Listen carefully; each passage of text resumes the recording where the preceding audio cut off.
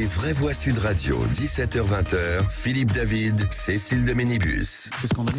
On vous souhaite la bienvenue. Qu'est-ce qui est scandaleux, Nadir Kaya? Bienvenue sur Sud Radio. Nadir Kaya, je sais pas, il est remonté comme une pendule. On n'a pas de café, c'est pour ça. Oui, qu'est-ce qu'il y a? J'ai pas eu de chocolat. Les petits chocolats. Hein, Non, je pense qu'être comme tous les Français, en avoir marre de cette situation et le fait de donner cette impression qu'il n'y a pas de solution. Je ne sais pas si vous êtes comme moi, on n'a pas l'impression que il y a des solutions. Vous vouliez du chocolat, on vous en donne. Limpide, on a l'impression que tout est noir et que ça va s'accentuer et que rien n'est possible à résoudre. En tout cas, on vous souhaite la bienvenue dans les vraies voix avec Issa Râle aujourd'hui. Ils sont pas contents. Hein. On vous souhaite la bienvenue. On est ensemble jusqu'à 20h. Tout de suite, le grand débat du jour.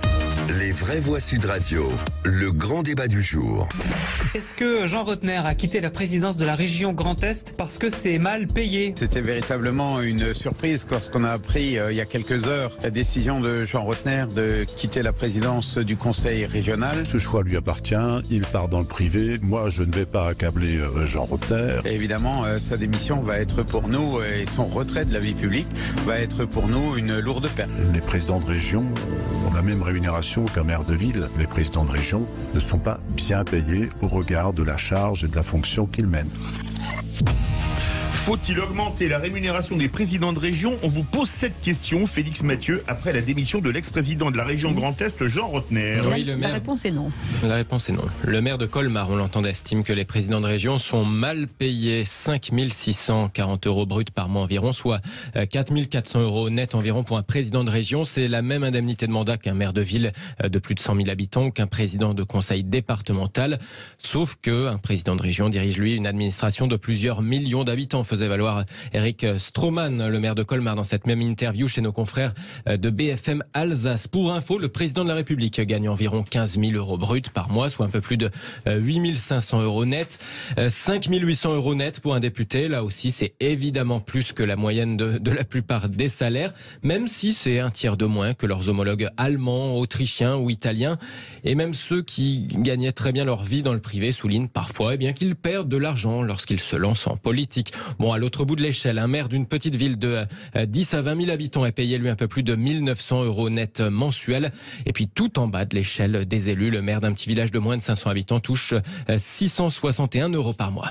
Merci beaucoup, Félix Mathieu. Et notre invité ce soir pour en parler, Jean-Philippe Dugouin-Clément. Bonsoir. Merci. Bonsoir. Bienvenue sur Sud Radio. Vous êtes vice-président de la région Île-de-France. On va commencer à faire le tour de table avec vous, Christophe Madrol. Les salaires, quand on parle de Jean Rottner, on parle à peu près de 5 millions de personnes, en tout cas, sous sa coupe. Est-ce que finalement, aux alentours de 4 000 ou 5 000 € par mois, c'est assez payé? On rappelle que vous êtes conseiller régional, mais pas président. Moi, je vais vous parler de mon cas personnel. Je suis conseiller régional, président de la commission mer, biodiversité, parcs régionaux et risques. J'ai 4 directions de la région sud, 5 millions d'habitants. J'oriente et je travaille sur toutes les questions, donc écolo-environnement. Je touche 1 700 €. Je ne travaille plus aujourd'hui à l'extérieur. Je n'ai plus le temps de travailler à l'extérieur. Je me suis mis en disponibilité. Je commence le lundi matin à 6h30 et je finis le dimanche matin et je me donne une journée pour être en famille. C'est ma réalité quotidienne depuis maintenant notre élection, 1 an et quelques jours. Pour 1 700 €, je le rappelle. Le président de la région, Renaud Muselier, touche autour de 5 000 €, a 5 millions d'habitants en région sud, oriente les politiques régionales, et comme moi, puisqu'on se suit régulièrement, on a un laps de temps de travail équivalent. On serait aujourd'hui, et j'en parle souvent avec certains copains du privé, à travailler dans le privé, à avoir les mêmes fonctions dans le privé, on toucherait entre 3 et 5 fois nos indemnités en forme de salaire. Voilà la réalité des élus. Parce que, aujourd'hui, on va en parler avec notre collègue élu vice-président, on n'ose pas en France parler de la question du statut de l'élu. On n'ose pas, contrairement en Allemagne ou de pays, parler. Moi, j'ai une formation de travailleur social. J'ai été éducateur spécialisé. Depuis que j'ai été élu, j'ai arrêté mon boulot d'éducateur spécialisé et je ne suis plus que élu. Donc à 1 700 d'indemnité mensuelle, heureusement que ma femme travaille aujourd'hui. Oui, c'est ce que j'allais vous dire. Nadir Kaya. Non, mais c'est très compliqué. Moi, je peux pas répondre par oui ou par non. Ça ne veut rien dire. C'est vrai, quand on a tous ces éléments-là, c'est plus intéressant. Ça donne aussi de la visibilité au travail ou aux différentes missions que vous avez à faire. Après, le souci, c'est qu'aujourd'hui en France, il y a la difficulté du travail, parce que c'est non, mais je comprends, mais par rapport au temps passé, aux heures aussi qui sont données pour cette différentes missions. Mais là aussi, on peut faire des comparaisons avec une infirmière, on peut faire une comparaison avec un policier, qui ont aussi des salaires qui sont peut-être pas à la hauteur de leur travail. Je pense qu'aujourd'hui, il faut pas opposer les Français. Malheureusement, on le fait volontairement ou involontairement à travers ce genre d'exemple. Je pense qu'il faudrait, là encore une fois, moi je vais m'en prendre aussi aux politiciens. Ils ont aussi leur part de responsabilité. Ça fait des années que j'entends, moi, à mon simple niveau, faut tout remettre sur la table et rediscuter de tout. Quand est-ce qu'on va faire ça? À quel moment on est capable de le faire? Que ce soit le gouvernement, les élus de nos communes, du département. Est-ce que les Français sont prêts à ça, Sébastien Ménard? Est-ce que les Français sont prêts à remettre tout sur la table et remettre en disant on repart de rien? Ils sont prêts à remettre plein de choses sur la table. Je suis pas certain qu'ils sont prêts à discuter au vu du contexte économique, sanitaire, social, énergétique, climatique dans lequel ils sont, parler du statut des élus locaux. Moi, je suis moi-même élu local. Aujourd'hui, j'ai des responsabilités mineures au sein de la ville de Biarritz. J'ai eu des responsabilités plus lourdes dans le passé, où j'avais évidemment une cumul d'indemnités, parce qu'on ne parle pas de rémunération, on parle d'indemnités. L'engagement politique, le statut de l'élu local, c'est pas un statut de salarié, c'est pas un statut d'employé, c'est pas un statut de dirigeant d'entreprise. C'est comment je peux servir mon prochain, comment je peux servir la cité, comment je peux quelque part servir le bien commun, et pas se servir, ce qui est une vraie nuance. Donc aujourd'hui, moi je pense que les Français, ils sont absolument pas préparés. Je pense encore une fois que la responsabilité, comme dit mon voisin de droite, tu es physiquement à droite, je suis pas sûr que tu sois à droite, mais tu es en tout cas physiquement à droite. Je dis simplement que, rappelons-nous quand même juste un truc, pendant près de 50 ans, vous avez des élus, et j'ai été et j'ai servi de ceux-là, qui cumulaient. C'est-à-dire que jusqu'à l'interdiction du cumul des mandats, il y en a quand même beaucoup moins. Aujourd'hui, on peut cumuler maire, conseiller général, etc., mais on peut plus cumuler d'exécutifs. Vous aviez des mecs, notamment des copains, des gens que j'ai servis, qui étaient vice-présidents ou présidents de l'Assemblée nationale, qui étaient maires d'un exécutif local, etc. Les types étaient écrêtés. C'est-à-dire qu'ils avaient tellement d'indemnités qu'on était obligé de les caper à 15 000 balles par mois. Évidemment, après tout ça, on a interdit le cumul des mandats. Alors ça a permis aussi, quelque part, de redistribuer les responsabilités, mais ça a paupérisé la classe politique, c'est une réalité. Jean-Philippe Dugoin-Clément, vous êtes vice-président de la région Île-de-France, maire de Mennecy, et vous nous disiez une chose tout à l'heure, en préparant l'émission, qui était assez incroyable, et je crois que c'est une de vos propositions, vous voudriez aligner le salaire, enfin la rémunération, pardon, oulala, c'est pas un salaire, l'indemnité d'un président de conseil régional sur le fonctionnaire territorial le mieux rémunéré, c'est bien ça? Oui, disons qu'on est dans un pays complètement faux cul. On n'a jamais eu le courage de se poser la question du statut des élus.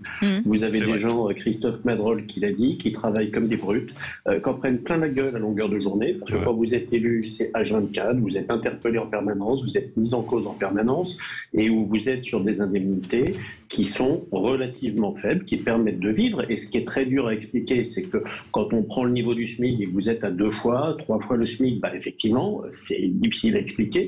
Mais la réalité, c'est que quand vous êtes président d'une région comme l'Île-de-France, comme le Grand Est, vous êtes autour de 4 500 € net, le DG de la collectivité va être entre 9 à 12 000 €. Quand vous êtes maire d'une commune de la taille de la mienne, vous êtes à un peu plus de 2 000 € net, votre DG fait 2 à 3 fois votre salaire. Et la question aujourd'hui est tout simplement qu'il y a un statut de la fonction publique territoriale qui donne des garanties aux fonctionnaires ou aux contractuels qui occupent des postes, qui ont un statut, qui sont protégés, qui n'ont aucun risque politique, qui ont une tranquillité de vie réelle, qui existe, et tant mieux pour eux, qui ont une rémunération, et on n'a jamais eu le courage de poser cette question concernant les élus. Et la réalité aujourd'hui, c'est une absence de statut qui fait qu'on dévitalise la fonction publique, la fonction politique, parce que beaucoup décident de partir. Aujourd'hui, on parle de Jean Rottner, mais enfin, il y a beaucoup d'autres qui sont partis avant lui. On pourrait prendre de très nombreux exemples de parlementaires ou d'anciens ministres, ou alors d'élus nationaux qui ont gardé un mandat local accessoire et qui sont partis dans le privé ou qui sont retournés dans le public. Ou de maires qui ne décident de ne pas se représenter, Christophe Madrol. Merci, chers collègues. Merci, chers collègues de la région Île-de-France. 2 choses. Faut pour nos auditeurs, les présidents de conseils régionaux ne décident pas eux-mêmes leur indemnité. C'est cadré dans le cadre de la loi. Pour nos auditeurs, on ne décide pas du jour au lendemain, Renaud Muselier, Valérie Pécresse, Xavier Bertrand ou d'autres ne décident pas du jour au lendemain, on va se payer tant. C'est cadré, c'est par la loi. Enfin, on peut prendre le max ou on peut prendre moins que le max. C'est ça, on peut prendre le max. Mais voilà, mais c'est cadré. Deuxième chose, il y a une absurdité dans notre démocratie. On nous demande à nous politiques d'être bons techniquement, d'être bons politiquement et d'être bons médiatiquement. Aujourd'hui, nos électeurs, nos populations, et tu as raison de le dire au niveau de l'Île-de-France, on est confrontés tous les jours à des demandes sur le terrain parce qu'ils nous demandent de nous voir. Moi, sur les questions maritimes, en région sud, c'est quand même 1000 km de côte. Je parle le lundi matin à 8 heures avec ma voiture. On n'a pas de chauffeur, c'est fini. Le fantasme, alors je ne sais pas si en Ile-de-France vous avez un pool de chauffeurs. En tout cas, nous, avec ma bagnole, je peux aller travailler. J'ai pas de yacht, non, excuse-moi. Je prends ma bagnole pour aller jusqu'à Cannes, pour aller à une réunion jusqu'à Cannes, pour revenir avoir des réunions, et c'est en permanence. Et quand je vous parle, et vous pouvez voir la réalité à me suivre sur Twitter ou Facebook, on est en permanence sur le terrain. Et l'hypocrisie aujourd'hui en France, c'est qu'on n'a pas de statut de l'élu. Qu'est-ce qu'on fait, nous, quand on se fait battre? Et souvent, on en parlait avec un autre collègue au Vrai Voix, quand on se fait battre à une élection, qu'est-ce qu'on fait? Eh ben, on se retrouve à Pôle emploi ou à essayer de se reclaser dans une collectivité. Ça réagit au 0... Un mot très rapide, oui, ça réagit au 0826 300 300. Je voulais dire Jean Rotner, médecin qui a donné 20 ou 25 ans de sa vie à la politique. Anesthésiste réanimateur, donc médecin spécialiste. Voilà, donc qui a donné 20 ou 25 ans de sa vie à la vie publique. Je trouve pas anormal qu'à 55 balais, je trouve ça même plutôt sain que le mec dise il me reste peut-être 10 ans de taf, je vais aller gagner ma vie ou je vais faire autre chose, etc. Moi je trouve ça plutôt sain. C'est un choix de vie. Moi je trouve ça plutôt sain. Mais tu sais que tu as raison, parce que je ne connais pas un élu aujourd'hui qui ne se pose pas la question de se barrer. C'est sûr. 0826 300 300, c'est Simon qui nous appelle de Perpignan. Bonsoir Simon. Bonsoir Simon. Bienvenue sur Sud Radio. Oui, merci, bonsoir et mes meilleurs vœux à tout le monde. Meilleurs vœux. Merci. Bon, je me permets d'intervenir là parce que je suis en train d'écouter de manière, appliquée sur tout ce qui est dit sur vos intervenants. L'élu local, de toute façon, faut bien quand même qu'on se dise, c'est un choix.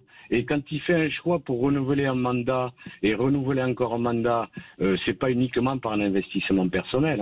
Il y a quand même, il faut pas oublier une chose, qui est associée par rapport aux indemnités.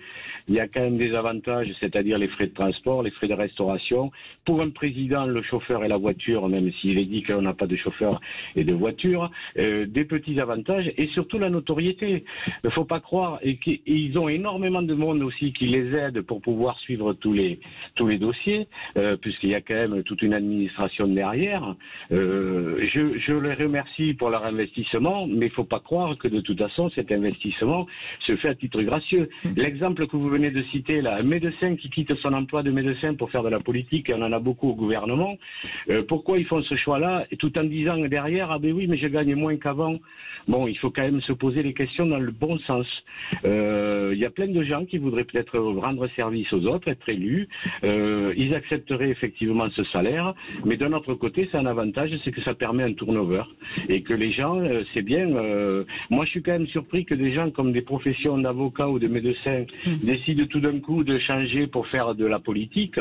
Bon, ces professions-là ne font jamais ces choses gratuitement. Merci même si c'est dans l'intérêt commun. Restez avec nous, Simon. Jean-Paul Dugoin-Clément. Jean-Philippe, pardon. Quand vous entendez ça,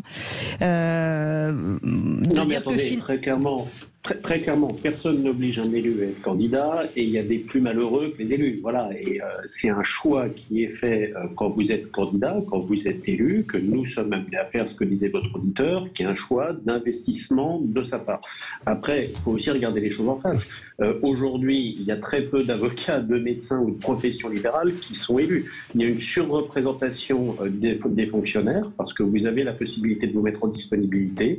Il y a une surreprésentation des personnes retraitées ou en pré-retraite, notamment dans les mandats locaux, dans les communes, parce que vous êtes à des périodes de votre vie où vous pouvez vous permettre d'avoir une activité professionnelle qui soit mise de côté ou qui s'arrête. La réalité des choses, c'est aussi celle-là.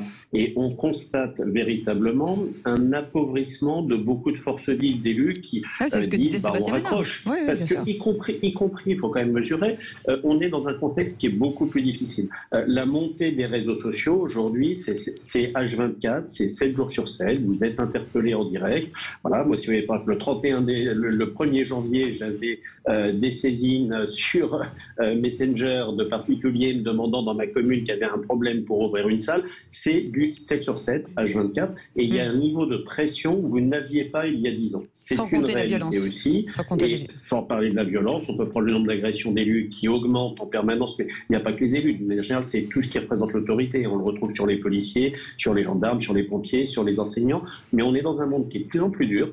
On essaye globalement et collectivement, et c'est une bonne chose, de protéger, de donner un statut, de donner des moyens à l'ensemble de ceux qui portent ces services publics, et on ne le fait pas sur les élus. Tout simplement parce que les élus n'osent pas dire, dans une logique de défendre un statut, voilà, qu'il y a une absence totale de statut qui devrait être revue. Il y a un manque de courage politique là-dessus qui contribue à dévitaliser les élus. Moi, à la base, je suis fonctionnaire territorial. Si vous avez un choix de carrière à faire aujourd'hui, si je devais dire à mes enfants de faire un choix de carrière, il vaut mieux être fonctionnaire territorial qu'être élu. Merci beaucoup en tout cas Jean-Philippe Dugoin-Clément. Vous nous tiendrez au courant justement sur cette rémunération, si ça va au bout, vice-président de la région Île-de-France. Merci beaucoup Simon de nous avoir appelé de Perpignan. Vous restez avec nous, on continue les vraies voix jusqu'à 20h et puis ce sera le mot du jour avec Philippe David. Et le mot du jour aujourd'hui c'est inclusif. Ah là là, dis donc, c'est un mot qui va plaire à Sébastien Ménard. Allez, à tout de suite. Sud Radio.